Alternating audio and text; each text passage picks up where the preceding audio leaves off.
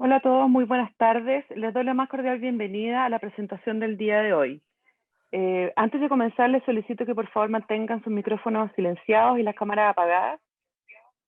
Si tienen preguntas para nuestros expositores, pueden enviarlas en el chat de preguntas y respuestas de la reunión. Y dejo ahora con ustedes a Rodrigo Bustamante, gerente general de Saxor Wealth Management. Rodrigo. Muchas gracias, muy buenas tardes a todos. Gracias por acompañarnos en este nuevo webinar que hemos organizado para ustedes, titulado Renta Comercial, un refugio en tiempos de incertidumbre. En esta oportunidad contaremos con la participación de Joaquín Aguirre, economista jefe de Sartor Finance Group, y de José Miguel Echenique, gerente de Sartor Gestión Inmobiliaria, quienes compartirán su visión sobre el contexto político y económico en el cual se encuentra actualmente el país de cara a comenzar este llamado megaciclo de elecciones 2021. Cuyo puntapié inicial será este fin de semana por la votación por constituyentes, alcaldes, concejales y gobernadores regionales. No se olviden de ir a votar. En la segunda parte abordaremos las razones por las que en tiempos de difíciles como el que vivimos ahora, los activos inmobiliarios y específicamente los comerciales se han convertido en uno de los refugios preferidos para nuestros inversionistas. No le quito más tiempo a nuestros panelistas, así que demos comienzo a esta conversación. Dejo con ustedes a Joaquín Aguirre. Muchas gracias, Rodrigo. Muchas gracias a todos por acompañarnos en esta, perdón, acabo de hacer una presentación. Problemas técnicos. Principalmente queremos discutir respecto a la evolución de los mercados globales y Chile principalmente, en el sentido de que están aconteciendo muchas cosas a todo nivel, y en ese contexto, ya entrando más en terreno, un segundo. Para hablar principalmente de las perspectivas de crecimiento, esta es una foto o una representación cromática de las perspectivas de crecimiento en el mundo. Mientras más verde, mayor es el crecimiento del Producto Interno Bruto. Ustedes pueden ver a nivel regional que el año 2019 el mundo estaba relativamente verde, con incluso regiones emergentes creciendo con un verde muy oscuro, lo que implicaba un crecimiento mayor al 6%. Y las economías desarrolladas más en orden a su calidad de estructura económica, creciendo entre un 3 y un 6%. Cuando es rojo es recesión, y cuando es rojo es una recesión bastante abrupta, estamos hablando de un crecimiento de menos 3%. El 2020 el mundo se puso rojo. Ustedes ya saben las razones, no tengo para qué explicarlas, pero fue bastante generalizada la caída en el crecimiento del Producto Interno Bruto a raíz de la pandemia principalmente. En ese contexto, el 2021 se presenta con un rebote vigoroso y fuerte. Aquí hay que tener en cuenta las principales razones que hay en esto. Uno, baja base de comparación. Presentar un año mejor que el 2020 no es tan meritorio. El 2020 fue un año bastante difícil y bastante complejo en relación al crecimiento. Segundo, fuertes niveles de estímulos monetarios y fiscales, los que de alguna manera han impulsado bastante la demanda agregada. Y tercero, también, sobre todo para regiones emergentes, se perfilan buenos precios, elevados precios de los commodities y una aceleración o una materialización de procesos de vacunación en algunas economías. En ese contexto, para el mundo se espera que para este año presente un crecimiento de un 6%, desde una caída global de un 3,3%, ¿okay? Con las economías avanzadas presentando un crecimiento sobre el 6% y las emergentes cerca del 7%. En ese contexto, el reporte del World Economic Outlook del Fondo Monetario Internacional da cuenta de que la recesión por el COVID dejaría menos cicatrices que la crisis financiera internacional del 2008. Aquí el arsenal fue desplegado de manera bastante oportuna y rápida, lo que de alguna manera gatilló que esta crisis, que la que estamos viendo, venga con una recuperación mucho más rápida que la que observamos en la crisis anterior del año 2008, la crisis subprime. Esto no es gratis. Todo este esfuerzo público y todo este esfuerzo de gasto fiscal y de estímulos monetarios involucrará una mayor deuda pública en relación al Producto Interno Bruto. Para el año 2026, ustedes pueden ver las regiones más rojizas representan mayor endeudamiento público. Y en ese contexto, Estados Unidos podría llegar al año 2026 a una deuda pública a Producto Interno Bruto de la zona de 140% del PIB, lo que es bastante elevado. Chile o las regiones emergentes y Sudamérica, exceptuando Brasil, que tiene un fuerte aparataje estatal, se presentarían con una deuda pública más controlada, pero subiendo de manera importante. Chile podría alcanzar incluso un 45 o 50% de deuda pública a Producto Interno Bruto para el año 2026, si es que el gasto público no es controlado. En ese contexto todavía queda ver un poco cómo va a jugar el factor cobre en las arcas fiscales. En ese contexto, Latinoamérica presenta un rebote, y rebote bastante fuerte. Ustedes pueden ver acá las proyecciones de crecimiento, principalmente de las economías latinoamericanas. Obviamente, mientras mayor es la caída, mayor es menor es la base de comparación, perdón, y por lo tanto mayor es el rebote. En ese caso destaca Perú, que presentó una caída sustancial de un 11% en el 2020 para repuntar con vigor y fuerza, alcanzando un crecimiento esperado para el 2021 de un 9%. Chile, por su parte, presentó una recesión de un 5,8% durante el año pasado y podría crecer por sobre el 6% dependiendo a quien escuchemos. En ese contexto, la situación y un poco lo que ocurre con el Banco Central y con el Fondo Monetario Internacional es que tienen un nivel de, son relativamente políticamente agnósticos, por decirlo así. Es decir, ellos no contemplan o no visualizan en sus componentes cíclicos la situación institucional y política por la que está atravesando Latinoamérica, la que dista de ser tranquilizadora. Tenemos en Colombia situaciones bastante complejas que nos recuerdan un poco al Chile del 2019. En Brasil, la situación de la pandemia ha gatillado una disrupción de la movilidad y del Producto Interno Bruto brutal. En Perú estamos con candidatos, al igual quizá en Chile, con candidatos bastante disruptivos. Pedro Castillo lidera la encuesta, afortunadamente cada vez menos, pero lidera las encuestas para ocupar el sillón presidencial en las elecciones que se gatillarán en las elecciones de junio. Y para Chile no tengo para qué hablarles, hay cambios importantes a nivel político, institucional, que de alguna manera ponen en modo de espera a muchos inversionistas.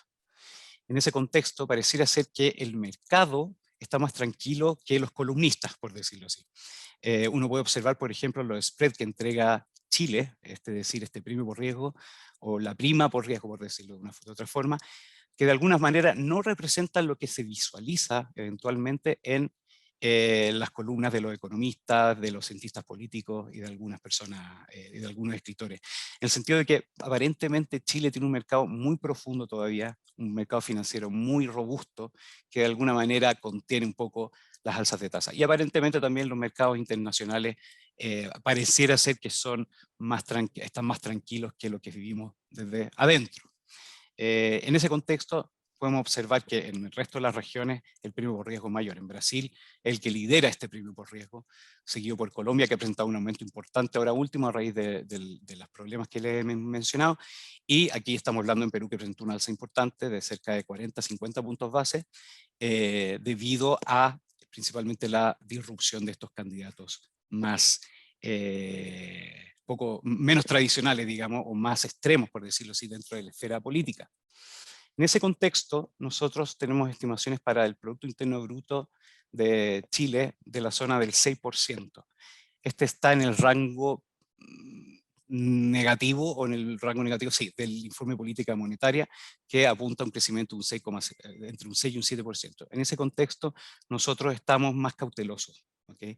Tenemos algunas razones para ser optimistas, pero también hay que tener cuidado. Y en ese contexto también quería destacar una columna que salió del economista Miguel Ricaurte, cuyo título dice lo siguiente: el crecimiento no importa.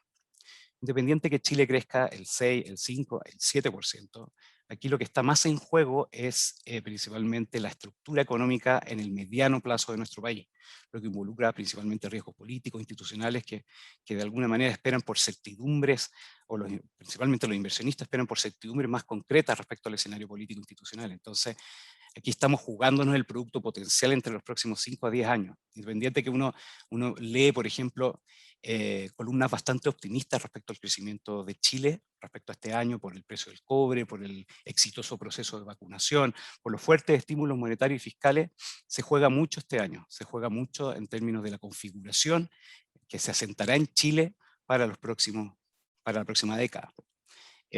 Sacando un poco más de largo plazo y volviendo más al corto, sí, esperamos un crecimiento cercano al 6% por el fuerte rebote, una inflación dentro del rango y un tipo de cambio que ya discutiremos dónde se podría posicionar.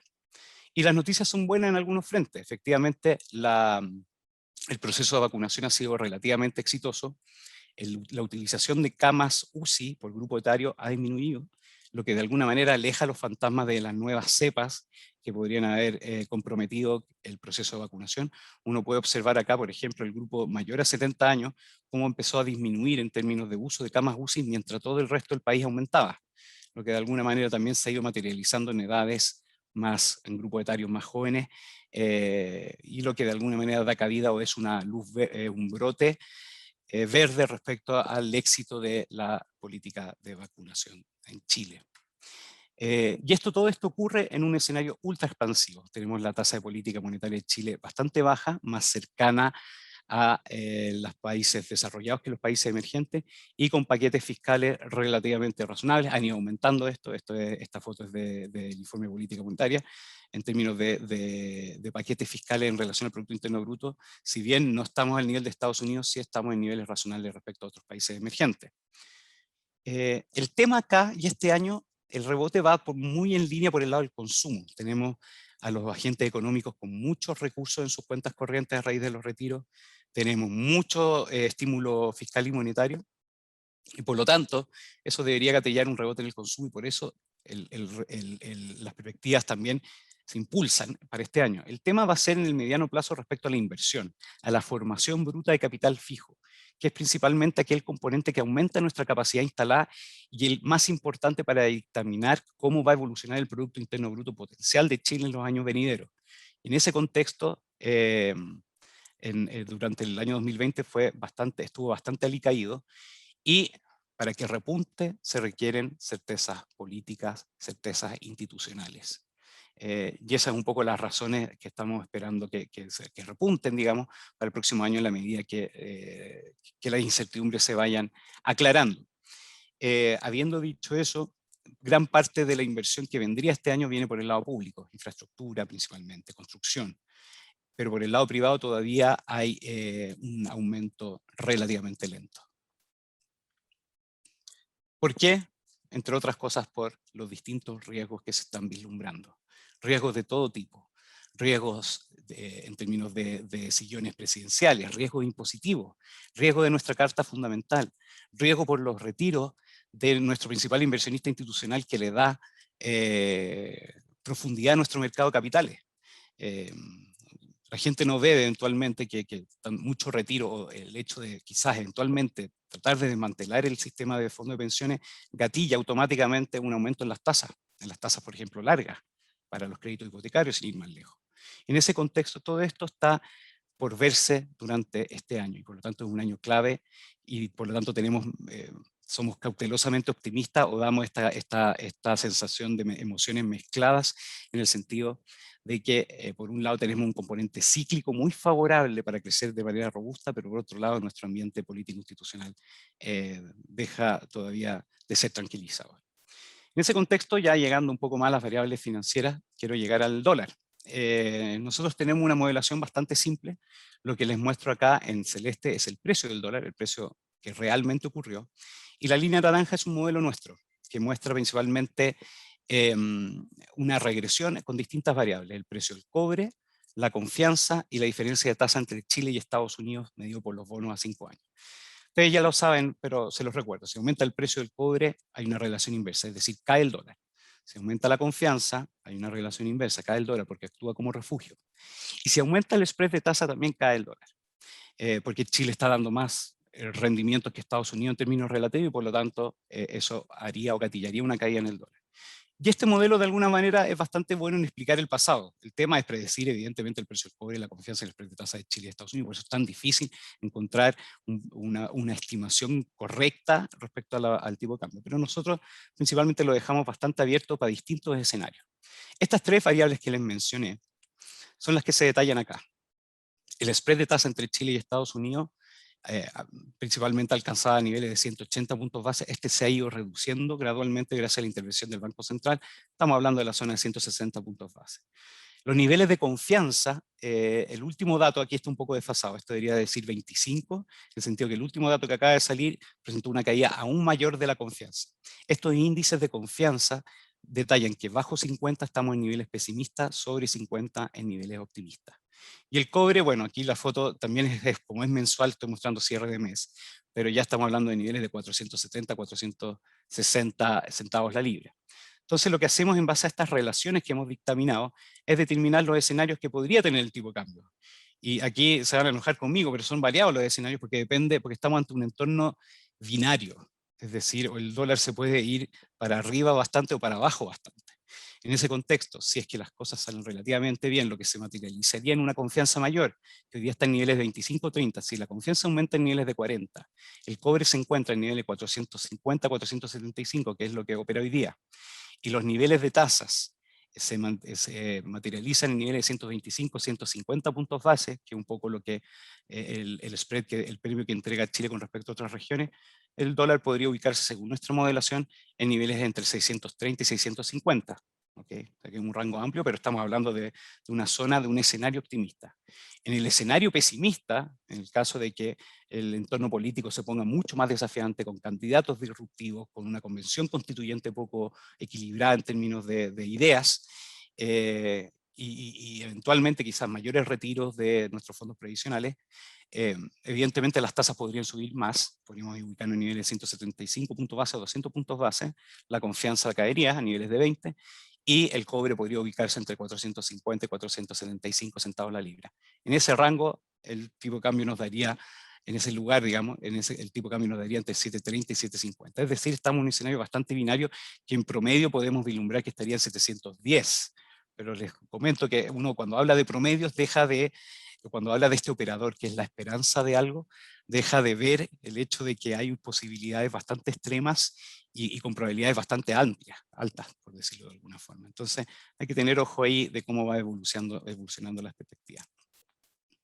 En este contexto, el negocio de renta inmobiliaria, que es un poco lo que nos convoca hoy día, y principalmente es un mecanismo que nos sirve bastante para sortear la crisis por la que estamos pasando y los riesgos por los cuales podemos estar expuestos. Bueno, si uno invierte principalmente en el IPSA, también se encuentra con un escenario binario. ¿Okay? Si uno principalmente invierte en renta fija y si vemos que las tasas aumentan mucho, los durations son muy altos, también puede ocurrir que las valorizaciones de los bonos caigan. Entonces aquí es donde uno empieza a mirar activos alternativos y es donde, en el sector inmobiliario donde se posicionan también una de nuestras preferencias. En ese contexto, ¿qué podemos esperar en el rubro inmobiliario? ¿Qué hemos visto? Primero que nada, que el mercado ha presentado disrupciones importantes, pero se encuentra en proceso de normalización, un poco lo que veremos principalmente con el mercado residencial también, en el sentido de que los inventarios ya se encuentran en niveles más razonables. La pandemia hace evidente la necesidad de viviendas, se ha detallado bastante y se ha hablado bastante de este déficit tremendo que existe en términos de vivienda a nivel del país. En el mercado de oficina hay nuevos cambios estructurales, por lo que hay que buscar oportunidades. Efectivamente hay un cambio secular que se adelantó y que se aceleró a raíz de la pandemia. Y evidentemente el apoyo público será clave. Si ustedes ven las perspectivas, por ejemplo, de la Cámara Chilena de la Construcción, gran parte del aumento en la construcción viene por la inversión, por el apoyo público, por la inversión en infraestructura y construcción. En ese contexto, en Chile, por el lado de la demanda, la situación anda mejorándose. Vimos una caída fuerte en el nivel de ocupados en Chile, lo que de alguna manera representa una caída en la masa salarial, y eso a su vez gatilla dificultades para poder adquirir viviendas, o principalmente eso.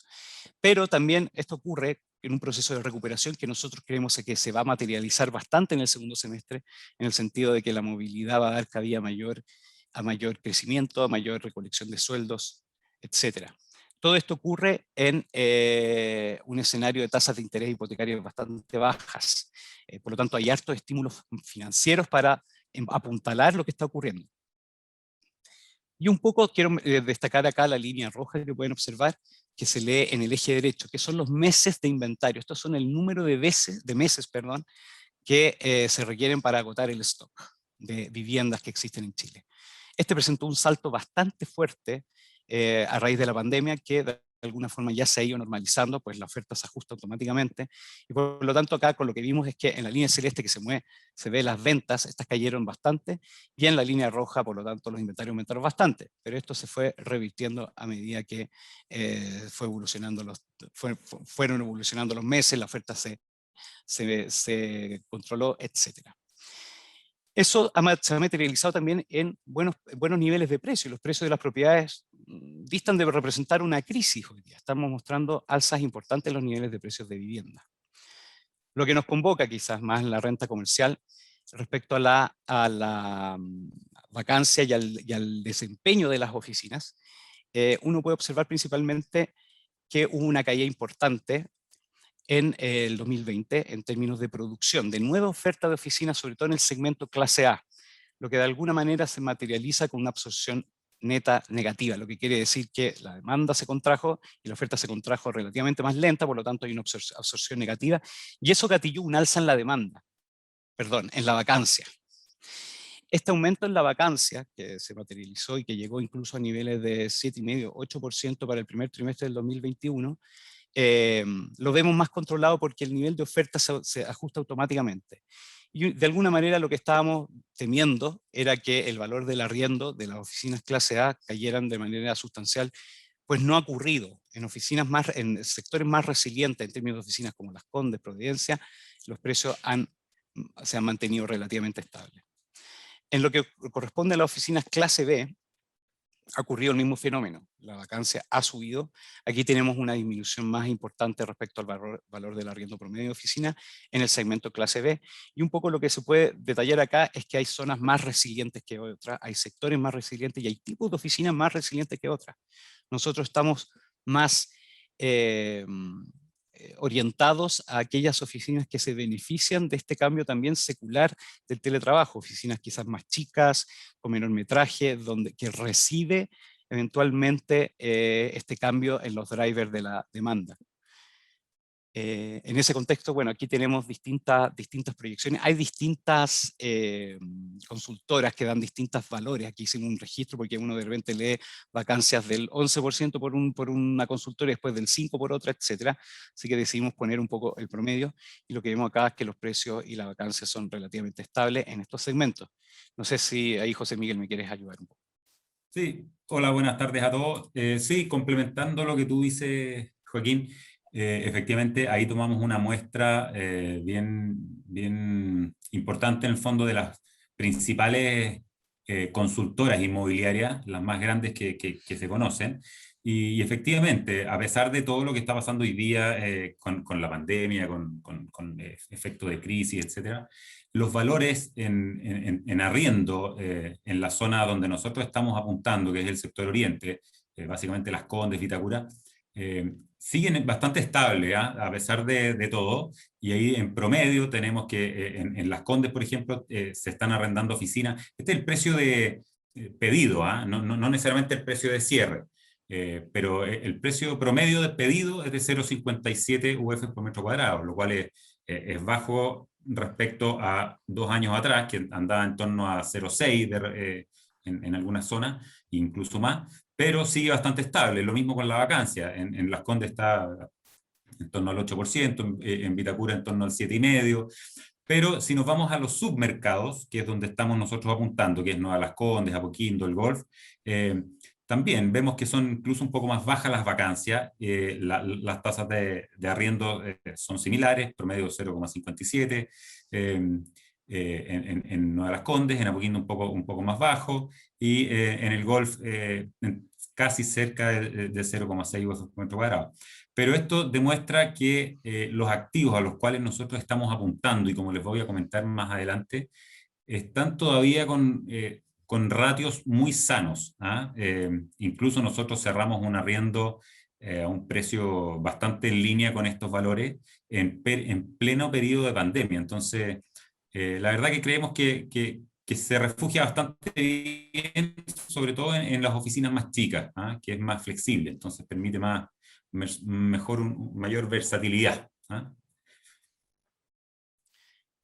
También se ha ido gatillando o materializando un mercado de subarriendos que también destaca Nueva Las Condes en ese contexto y por comuna. Y de alguna manera este nuevo mercado, si bien es bastante pequeño en relación a toda la superficie, denota que hay ciertos sectores o ciertos segmentos más resilientes en términos de oficinas, en términos de comunas, etc. Entonces, también depende mucho a nivel sectorial, porque uno no puede tratar a todas las oficinas y a todas las comunas de la misma manera. ¿okay? Hay distintos drivers, distintos polos, distintas dinámicas dentro de ciertas comunas que hacen que algunas comunas sean más resilientes que otras. Y en ese contexto también dentro de la renta comercial lo que llama la atención y lo que hemos visto de manera bastante importante ha sido el mercado de bodegas. Hoy día estamos viviendo en un mundo de deliveries, un mundo donde la situación logística es clave, la ubicación de tus centros de acopio tiene mucha relevancia. Y lo que se ha visto en este segmento es que también la producción ha sido relativamente fuerte, la vacancia se ha mantenido relativamente estable y los precios de los arriendos no han caído de manera sustancial. Y en ese contexto también es un mercado que estamos mirando con mucho detalle, con mucha atención. Le doy la palabra a mi querido colega José Miguel. Te tengo que pasar la presentación, ¿o no? ¿O te vas a tomar el control? Así es, ahí te lo estoy solicitando. Todo tuyo. Gracias, Joaquín.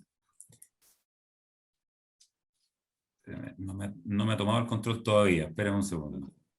Esto nunca funciona bien. A pesar de todas las pruebas. A pesar de todas las pruebas. Si quieres lo continúo yo nomás. Bueno. Ah, no, ahí está funcionando. Ahí está. Sí. Bueno, gracias, Joaquín.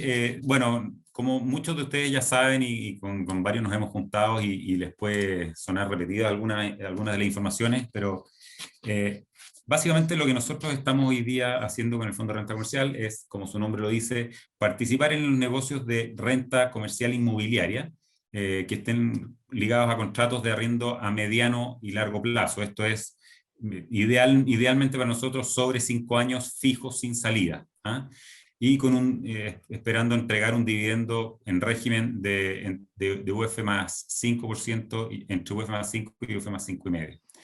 Básicamente aquí lo que nosotros hemos definido, uno es buscar activos que estén en ubicaciones seguras, sobre todo después de lo que ha pasado en octubre del 2019, donde todo lo que esté más expuesto es más riesgoso, lógicamente. Nosotros aquí estamos apuntando en barrios consolidados, que son oficinas sector oriente, como les comentaba, y bodegas industriales también, en zonas consolidadas en sus rubros, seleccionando activos básicamente en tamaños más acotados, ¿ah? Aquí nosotros no queremos invertir grandes tipos de activos, edificios completos, donde ahí la competencia es bastante fuerte y siempre ha sido así entre los grandes fondos, compañías de seguros, etcétera, y los precios son bastante más altos, digamos, y se toman cap rate bastante más bajos. Diversificando por tipo de bien, como les decía, oficinas chicas, entre 200 y 800 metros cuadrados, 1000 metros, un piso más o menos, eso es lo que estamos apuntando. Bodegas industriales de tamaños también manejables, acotados a tipo standalone, arrendados a un solo operador. Y eventualmente, si bien en nuestro origen hemos decidido no mirar con mucho el tema comercial, por todo lo que está pasando básicamente después de octubre de 2019, igual hemos estado mirando puntualmente algunos activos con contratos muy buenos a muy largo plazo, con compañías de primer nivel, y son 2 activos que estamos viendo hoy día puntualmente que se los voy a comentar a grandes rasgos. Bueno, el foco está en el reparto de dividendos, como es lógico en este tipo de fondos, pero es importante también aquí destacar que invertir en activos inmobiliarios, sobre todo en periodos de incertidumbre, como el título del webinar lo dice, es un muy buen refugio. Es sabido por todos que las propiedades siempre han tenido importantes plusvalías en el tiempo. Es raro ver propiedades que tengan disminuciones constantes, más bien pueden ser puntuales. Y son instrumentos tangibles, o sea, pase lo que pase en el país o en la situación mundial, etcétera, siempre el activo va a estar ahí, uno lo puede ver, lo puede tocar, etcétera. Entonces, no es como acciones en la bolsa que uno no sabe lo que puede pasar. Y por último, también tenemos un eficiente formato de financiamiento. Aquí estamos viendo básicamente con los activos que hoy día tenemos y los que estamos cerrando hoy día también, son créditos bullet, solo pago de intereses. Entonces eso permite tener un resultado más amplio, lo que da un dividendo mayor al aportante. Comentarles también un poco, no me está pasando la lámina, así que Joaco, ahí quizás la tenéis tú. Bueno, la descripción general del fondo es un fondo no rescatable, como es natural en los fondos de inversión inmobiliaria. Llevamos 1 año y medio más o menos de vida, con un tamaño objetivo de 5 millones de UF, un plazo de duración de 10 años, de los cuales hoy día van quedando cerca de 8 años y medio, con una remuneración fija de 1,19% IVA incluido, y remuneración variable de 20% más IVA sobre el exceso de TIR de 8%. Y el dividendo, como les comentaba, entre UF más 5 y 5,5. En la siguiente lámina podemos ver ahí los activos que hoy día tenemos. El primer activo, que fue, no fue fácil, porque lo compramos esto en agosto, septiembre del 2019, y justo después de eso vino la crisis de octubre. Entonces, una oficina que es de primer nivel, ubicada en pleno Nueva Las Condes, en el edificio Parque Oriente, un edificio que tiene 4 años de vida, es nuevo, una oficina que la compramos habilitada, nueva, no tenía uso, como se puede ver en la foto se ve impecable. Teníamos muchos interesados, pero producto de la crisis social y después, obviamente, de la pandemia, los interesados que habían se fueron retractando y esperando a ver cómo se iban dando las cosas. Entonces, no fue fácil, pero gracias a Dios, a mediados del año pasado, finalmente lo pudimos arrendar a una empresa que es bien conocida, que es Suaval, es una empresa de seguro. Es un piso completo, son 760 metros aproximadamente, y se lo arrendamos a un bastante buen precio, ¿eh? A pesar de la pandemia, lo arrendamos a 0,55 UF por metro cuadrado promedio, eso hablando de lo que es oficina. Y en un plazo fijo sin salida de 3 años. Aquí el plazo fue más corto, yo creo que en beneficio de ambas partes, porque esperando que se solucione todo lo que está pasando hoy día, después las condiciones esperemos que vuelvan más a la normalidad y podamos capturar quizás mejores rentas. El contrato vence en septiembre del año 2023. Es una oficina muy buena, tiene luz natural, 360 grados, es un edificio bastante seguro, tiene comercio abajo en la placa, es uno de los edificios bien emblemáticos en Nueva Las Condes. El siguiente activo es otra oficina en Nueva Las Condes, está ubicada en el edificio Parque Sur. Este edificio es el mismo edificio donde están las oficinas nuestras hoy día, las oficinas de Sartor. Es una oficina que tiene 220 metros cuadrados, en un piso, en el 6º piso, y esto lo hicimos con un formato distinto.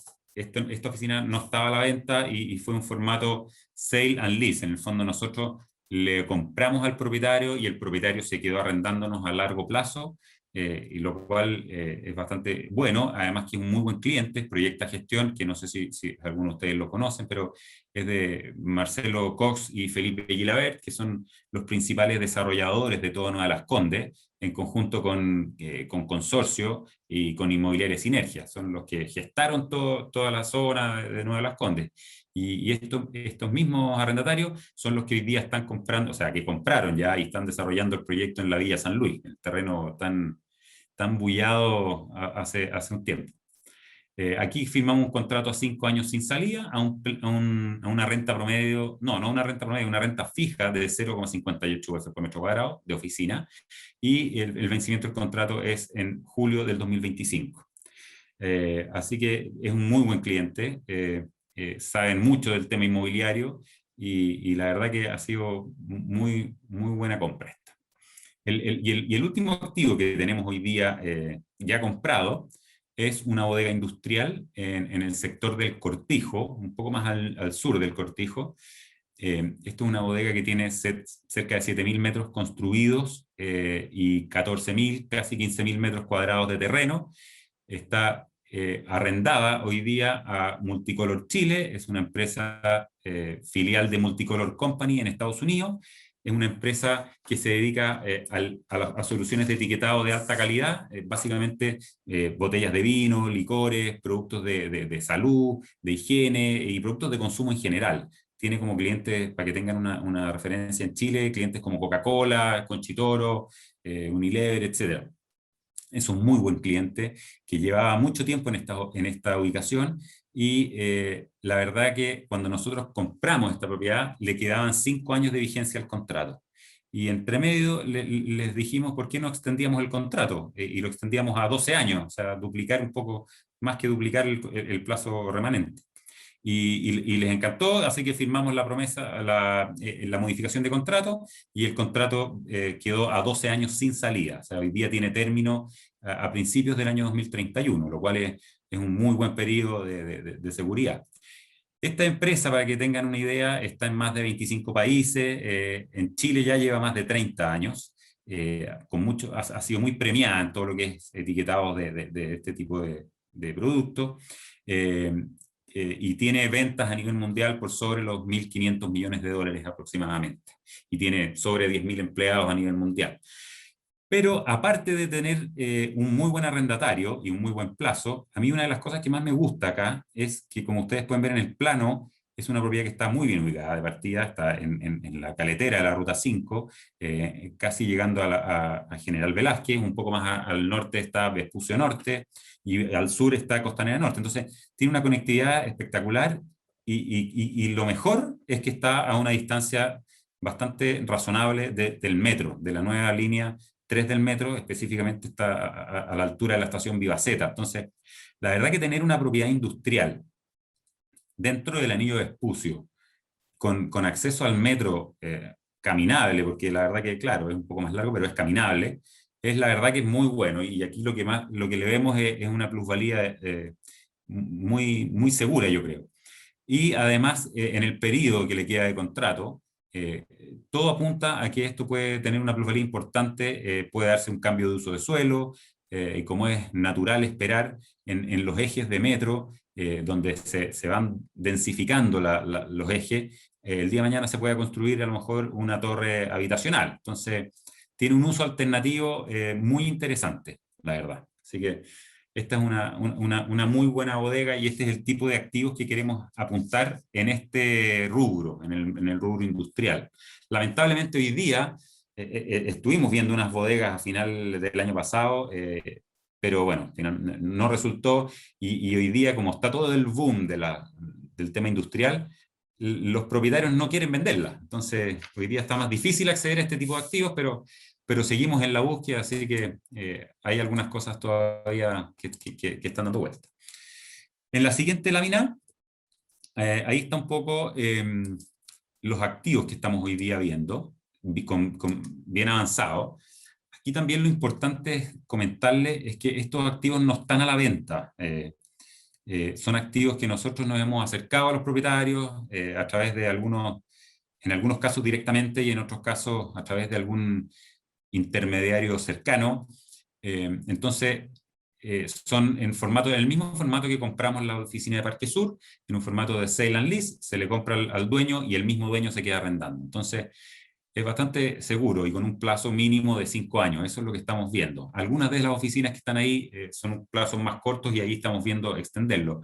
Pero básicamente hoy día estamos con 3 activos, que ya estamos, en uno estamos firmando promesa de compraventa dentro de las próximas 2 semanas, que ya llegamos a acuerdo de precio, y en los otros 2 activos, que son los que se ven al final, estamos en negociación, pero una negociación bien en el área chica, digamos, porque esto lo estamos viendo en conjunto con una persona, o sea, con gente de confianza que los conocemos bastante. Entonces ya está bastante avanzado, pero es más para final de año.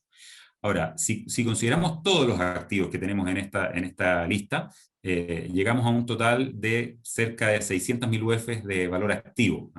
Nosotros conseguimos el financiamiento, o nos gusta financiar el 60% de los activos. No queremos tampoco estar tan endeudados para no tener una política tan agresiva, en el fondo.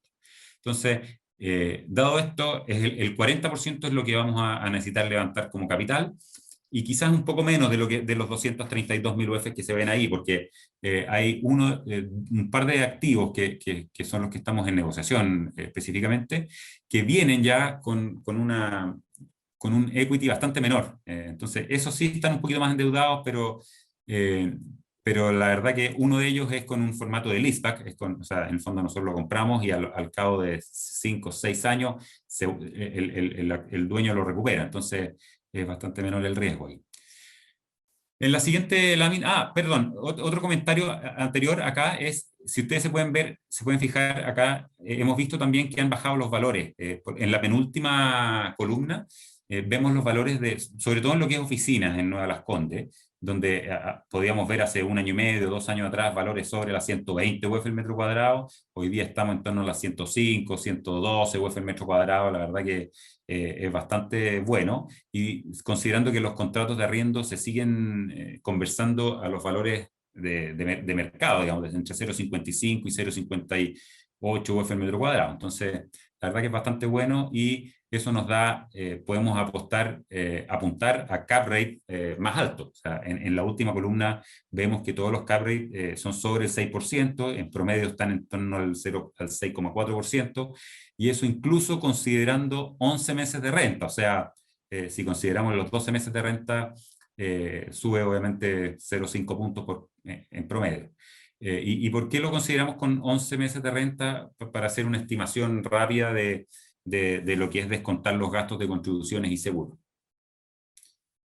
En la siguiente lámina está un poco el flujo proyectado, que es considerando, bueno, los 3 activos que tenemos hoy día, que son las oficinas de Nueva Las Condes, más la bodega de Conchalí, y agregando el activo que estamos firmando ahora en las próximas 2 semanas, que ese ya deberíamos estar recibiendo las rentas a mediados o sea, no a mediados, cerca de septiembre de este año deberíamos estar recibiendo las rentas una vez que se inscriba la propiedad, y considerando también los activos en negociación 1 y 2, que son los activos que les comenté, que entrarían en vigencia el próximo año, porque ese todavía falta un poco más, y se va a demorar un par de meses más. Pero ahí vemos que con todo, el dividendo está, la verdad que incluso un poco más arriba de lo que nosotros estamos apuntando, porque creemos que este tipo de activo se puede encontrar a menores precios y con mejores rentabilidades, porque no está la competencia tan grande con los fondos. O sea, los fondos grandes no miran estos activos.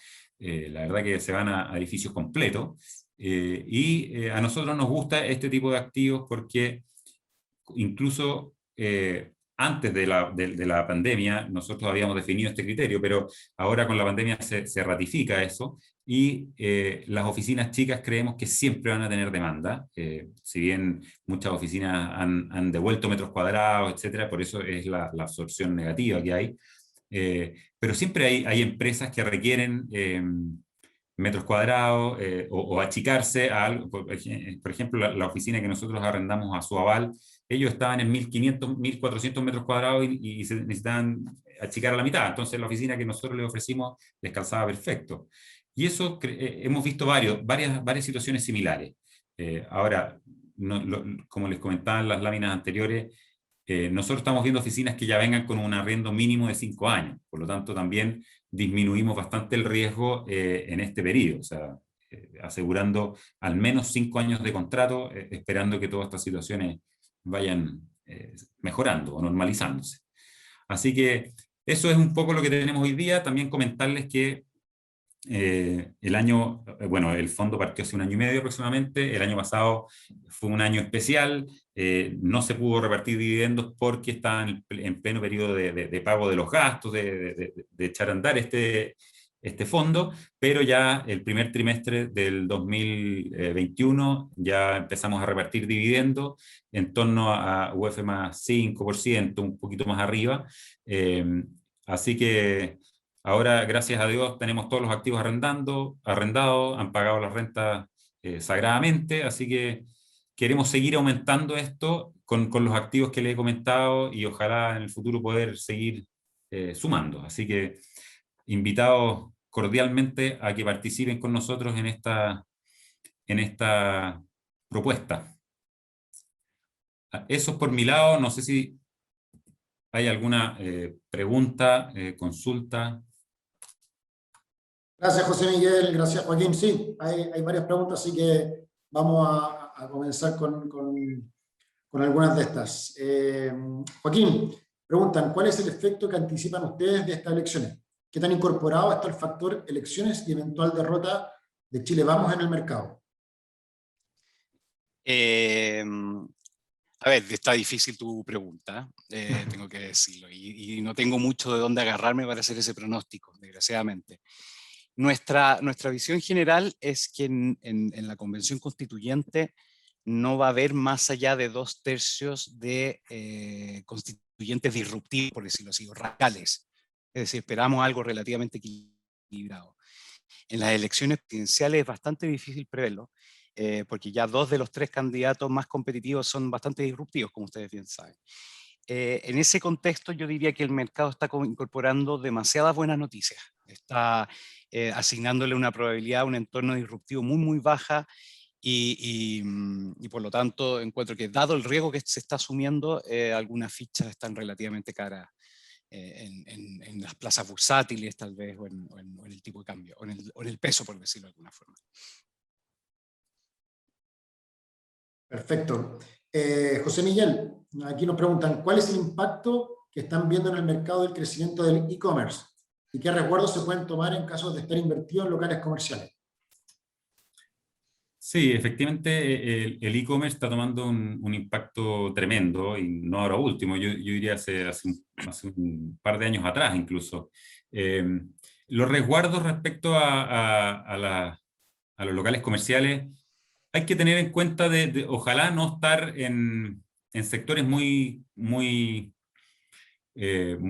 complicados de partida, donde me refiero básicamente a lo que pasó con la crisis de octubre, o sea, no tan expuestos en el centro de Santiago, por ejemplo, cosas así. Pero nosotros los activos que estamos viendo hoy día, uno es un formato como de mejoramiento del hogar, con lo cual no han sufrido daños, al contrario, ese es uno de los que más auge han tenido con todo este tema de la pandemia, etcétera. O sea, que incluso si el día de mañana no funciona por cualquier motivo, se puede transformar en bodega, que al final va en línea con lo que estamos hablando. Sí, pero en general nuestro foco es tratar de no mirar como foco los locales comerciales, salvo situaciones puntuales. Hay una pregunta ahí que hicieron en el chat, que por qué invertir en un activo comercial en Arica. Aquí básicamente es un muy buen activo que lo estamos comprando a un periodo puntual de 5 años en un formato de leaseback, y con un porcentaje de compra versus el valor del activo de cerca del 65%. Entonces, la verdad que es una muy buena oportunidad, y se lo estamos comprando a un operador importante y que no quiere perder su activo. Eso es básicamente. Dale. Oye, respecto al mismo tema de las inversiones en distintos lugares, nos preguntan, ¿tienen pensado invertir en mini bodegas o propiedades que pudiesen prestar servicios de coworking? Mira, por el momento no lo estamos viendo. Estamos enfocándonos en el formato de activos que hemos comentado aquí en la presentación. A mí me gusta harto el tema de las mini bodegas, está teniendo harta fuerza, sobre todo en el sector oriente, que es donde más demanda hay. Pero es un negocio que no conocemos, entonces tendríamos que empezar a explorarlo, a conocerlo un poco mejor, y también requiere una estructura un poco distinta, una administración mayor, porque son muchos arrendatarios, muchos mini arrendatarios. Es como entrar al multifamily también, que es un muy buen producto, pero también hay que tener una estructura para eso. O sea, si bien no lo descartamos, yo creo que hay que empezar a verlo de a poco. Dale, perfecto. Joaco, pregunta para ti. ¿Cuál crees que puede ser el impacto de los últimos datos de inflación de la economía norteamericana y la caída bursátil en Nueva York? A ver, respecto a los datos de inflación, evidentemente eso se traduce eventualmente en alzas de tasas. Estamos previendo que las tasas largas, que están principalmente asociadas a los sectores hipotecarios, puedan presentar un alza, efectivamente, en los años venideros. Y eso también se podría materializar en alzas de tasas locales eventualmente en Chile. Lo que importa acá es la velocidad. Si es que es una disrupción totalmente rápida y repentina, o es paulatina, donde los agentes económicos toman pausas con esto, o van tomando la información a medida que avanza el tiempo. Nosotros somos más de la segunda visión. Respecto a los mercados bursátiles, bueno, ahí es difícil hablar de cómo los mercados bursátiles en el corto plazo, sobre todo con las correcciones que hemos visto, puedan impactar al sector inmobiliario de rentas. Creo que más en el largo plazo no tiene mucha injerencia directa, a menos que sean disrupciones importantes que tengan que ver mucho con la actividad económica. Pero sí, esperamos alzas de tasas y eso estamos incorporándolo como algo paulatino en nuestras proyecciones para el sector inmobiliario, efectivamente. Perfecto. Oye, José Miguel, la última para ya ir terminando. Los CAP están sobre el 6% para los valores en metros cuadrados. Tienen hasta un 10% de diferencia. ¿Esto es por los plazos de los contratos o por el tipo de arrendatario? Bien técnica. Sí, en el caso puntual de los activos que están en el listado que vimos, es por el plazo que les queda al contrato. En las conversaciones que hemos tenido con los propietarios, en varios de ellos nos dicen, mira, a mí me quedan 2 años de contrato y no sé si sigo. Entonces ahí esos son los que tienen, la verdad que un cap rate más alto, ¿ah? Porque es más riesgoso arrendar a un periodo más corto. Entonces eso es parte de lo que estamos negociando con ellos para que se queden un periodo más largo, al menos capear los próximos 3 años que pueden ser un poco complicados con todo lo que estamos viviendo. Pero básicamente es por los plazos de los contratos, efectivamente. Los que tienen cap rate más bajo son plazos más largos. Y de hecho, una de las oficinas que es la que vamos a firmar promesa ahora, el compromiso es que, bueno, el arrendatario se queda ahí a un plazo de 6 años y además le va a incorporar una inversión de sobre 15 UF por metro cuadrado. Entonces, inversión que como todos saben, queda finalmente para el propietario. Entonces, la verdad que ese cap rate quizás que sea un poco más bajo, de en torno al 0,2, o sea, 6,2, 6,3, se justifica y se compensa plenamente con esa inversión que van a hacer y el periodo de 6 años de contrato fijo, sin salida. Vale, a mí me queda claro por lo menos. Oye, muchas gracias a los dos, muchas gracias a todos, a los que se conectaron. Ya llevamos 1 hora de webinar, así que me parece prudente. Creo que fue bastante clara la exposición que hicieron ustedes dos, las preguntas fueron todas contestadas, así que nada, les doy las gracias a todos, a los que se conectaron. Espero que nos sigan para el próximo webinar que vendrá a fines de mayo. Nuevamente, vayan a votar, es importante que todos votemos y nada, muchas gracias a todos y nos estamos viendo en un próximo webinar. Muchas gracias a todos. Muchas gracias. Gracias por la asistencia. Gracias.